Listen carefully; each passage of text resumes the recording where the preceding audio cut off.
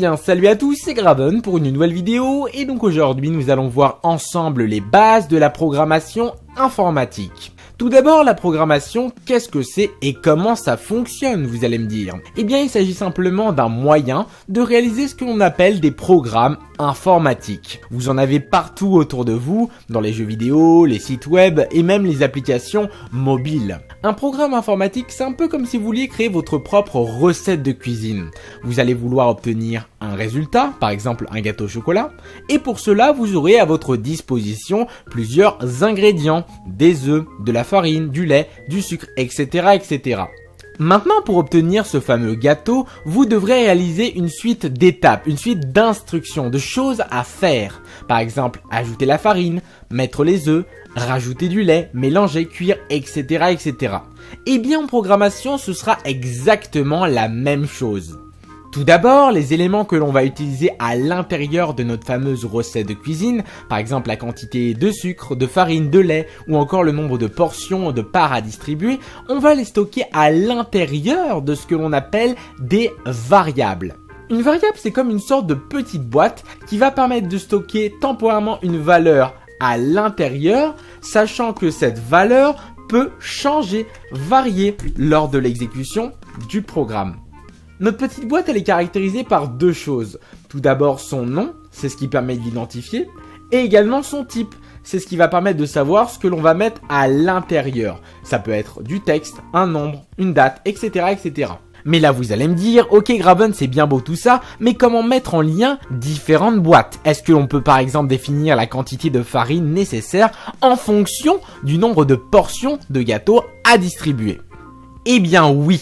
Comme en mathématiques, vous allez pouvoir faire des opérations, comme par exemple l'addition, la division, la multiplication, etc., etc. Imaginons que l'on a une première variable farine par personne qui stocke 200 grammes, et également une deuxième valeur qui s'appelle nombre de portions, qui va stocker par exemple la valeur 3. Donc on aura 3 parts de gâteau à distribuer. Je vous demande maintenant de me donner la quantité de farine totale pour faire ce gâteau. Je vous laisse quelques secondes pour réfléchir.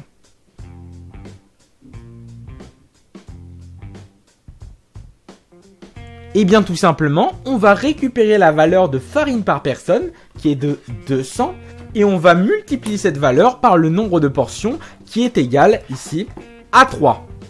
Le calcul sera donc 200 fois 3, puisqu'on a 200 grammes par personne, et comme il y a 3 personnes, ça nous donnera 600.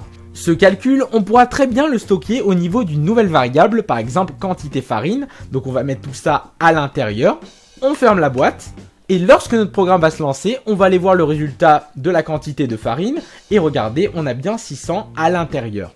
Également, lorsque vous allez faire votre programme, votre fameuse recette de cuisine, il se peut que vous soyez amené à faire des choix qui vont être le fruit de conditions. Par exemple, s'il y a plus de 5 grammes de sucre dans mon gâteau, alors je vais doubler la quantité de lait. Dans ce cas-là, on va aller voir dans la boîte quantité sucre la valeur qu'il y a à l'intérieur. On peut voir que c'est 7, donc c'est bien supérieur à 5 grammes. Dans ces cas-là, comme la condition est vraie, je vais aller à l'intérieur de quantité lait. Je regarde la valeur qui est à l'intérieur et je vais tout simplement la remplacer par son double, tout simplement. Maintenant, je vais vous laisser à nouveau quelques secondes pour modifier ce programme pour que cette condition puisse s'exécuter uniquement s'il y a moins de 10 grammes de sucre.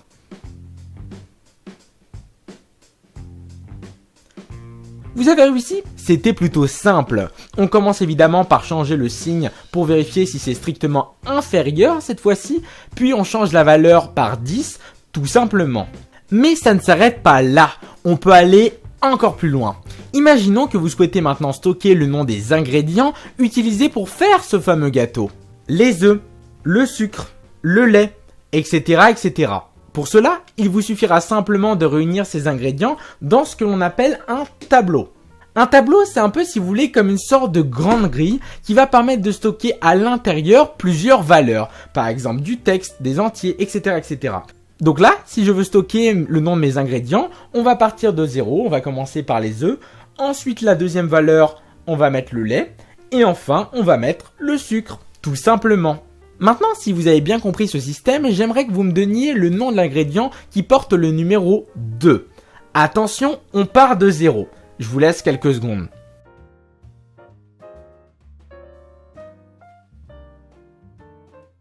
Et bien comme on part de 0, l'ingrédient numéro 2 sera le troisième, 0, 1, 2. Ce sera donc le sucre. Également, lorsqu'on va mettre notre gâteau au four, il va falloir vérifier que tant que notre gâteau n'est pas assez cuit, alors je le laisse au four. Sinon, cela veut dire qu'il est sûrement prêt. Cette fameuse condition, si le gâteau n'est pas cuit, alors je le laisse cuire, elle risque d'être faite plusieurs fois, par exemple toutes les 10 minutes. Et bien ça en programmation, c'est ce que l'on appelle des boucles. Une boucle, c'est tout simplement une suite d'instructions qui vont s'effectuer tant qu'une condition est remplie. Si la condition n'est plus remplie, la boucle va naturellement s'arrêter et la suite du code va s'exécuter. Pour mieux comprendre, on va essayer de faire une boucle qui va cette fois-ci doubler la quantité de lait tant que celle-ci est inférieure à 2000. Je vous laisse quelques secondes pour réfléchir et on fait ça ensemble juste après.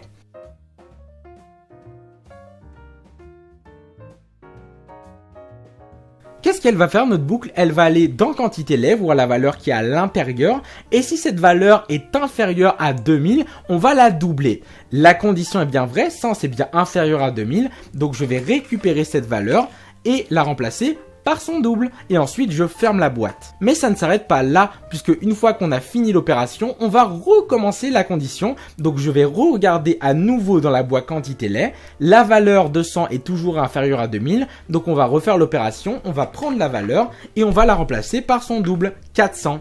Je referme la boîte. Ensuite on refait la même procédure. On regarde l'intérieur. Là on a 400, donc je le remplace par 800. On referme la boîte, on regarde à l'intérieur, 800 est bien inférieur à 2000, donc je le récupère à nouveau. Et là, on va mettre 1600. Donc là, on revérifie à l'intérieur. On peut voir que 1600 est toujours inférieur à 2000. Donc là, je reprends cette valeur et je la double. Et je ferme la boîte. Je recommence une fois ma condition. On regarde à l'intérieur et cette fois-ci, on peut voir que 3200 est supérieur à 2000. Donc la condition n'est plus valable. Donc on ferme la boîte, on s'arrête et la suite du programme va continuer à s'exécuter. Maintenant que nous avons vu les différentes étapes pour faire notre fameux gâteau, il se peut qu'une semaine après l'avoir dégusté avec vos amis, vous souhaitez en refaire deux autres. Un gâteau au chocolat et un gâteau à la vanille par exemple. Vous êtes d'accord avec moi, ce sont tous les deux des gâteaux qui ont certes chacun des parfums différents, mais ce qu'il faut retenir c'est qu'ils ont tous les deux le même moule, la même structure. Pour chacun, on devra à chaque fois faire la même chose. On va devoir d'abord ajouter le sucre, donc on va prendre la valeur à l'intérieur et on va l'ajouter. Ce qu'on va entrer à l'intérieur du moule, c'est ce qu'on appelle les paramètres. C'est tous les éléments que vous allez utiliser pour obtenir votre résultat et pour faire vos calculs. On demande ensuite la quantité de lait, donc je vais prendre cette valeur et la mettre. Et enfin la quantité de farine, donc pareil, je la prends et je la mets. Une fois que j'ai rentré tous mes paramètres, toutes mes variables, on va tout simplement les utiliser pour faire certaines instructions. Par exemple, mélanger. Et hop, on obtiendra un gâteau. Eh bien en programmation, ce moule, c'est ce que l'on appelle une fonction. Ça va être tout simplement une suite d'instructions, de choses à faire. Ça nous permettra de faire qu'à chaque fois que l'on voudra faire un gâteau, on pourra utiliser ce même moule, ces mêmes instructions. Bien évidemment, il existe plein d'autres notions aussi intéressantes les unes que les autres que vous allez découvrir dans votre apprentissage. Vous retrouverez dans la description de petits travaux pratiques et quelques quiz pour vous entraîner sur tout ce qu'on a vu aujourd'hui. Ce que vous avez vu à la droite de votre écran tout au long de cette vidéo, c'est ce que l'on appelle le pseudocode. Ça va pas être un moyen de programmer, vous n'allez pas écrire ça sur votre ordinateur, mais ça vous permet de comprendre ce qui se passe derrière et comment ça fonctionne. Ensuite, à partir de pseudocode, vous pourrez très bien le transformer dans un langage de programmation, mais si vous avez compris tout ce qu'on a fait aujourd'hui, ça devrait être très simple et je vous invite à aller voir plein de séries sur YouTube qui vous apprennent à développer dans un langage. Donc voilà un petit peu ce que je voulais vous montrer aujourd'hui. En tout cas, j'espère que cette vidéo sur les bases de la programmation vous aura plu. N'hésitez pas à vous abonner à la chaîne pour être tenu au courant des prochaines vidéos. Si la vidéo vous a plu, n'hésitez pas à mettre un j'aime. Et le plus important, si vous avez des amis qui souhaitent se lancer dans ce domaine, n'hésitez pas à leur montrer cette vidéo. Allez, c'était Graven, ciao à tous et à la prochaine. Hey, hey. It's delicious.